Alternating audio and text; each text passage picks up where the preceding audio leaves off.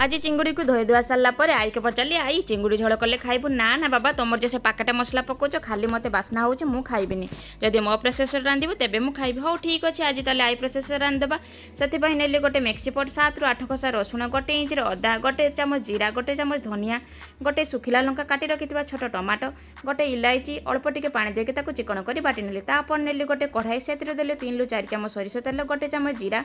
काटी रखि गोटे पियाज ताको भल भाव भाजी सारा पर गोटे चामच हलदी गोटे चामच लंका पाउडर बाटी रखि मसला को टिके कसई नेली तापर अल्प टिके पानी देदेली आ स्वाद अनुसार लुण देकी ताको ढक्कन लगेदेली ढक्कन खुलला बेलू आमर तेल भल भाव मसला बाहरी पड़ता माने मसला आमर हो जाइथिला तापर देदेली मु भाजी रखिथिबा चिंगुड़ी आ गोटे सिझा आलू ताको टिके कसई कुसा नेला पर आमर जतिके परिमाण पानी दरकार थिला सेही अनुसार पानी देदेली पानी आमर फुटी आसला देखि पारथिबे केते सुंदर कलर देखा जाउची खाली कलर नुहे स्वाद भी सेमती थिला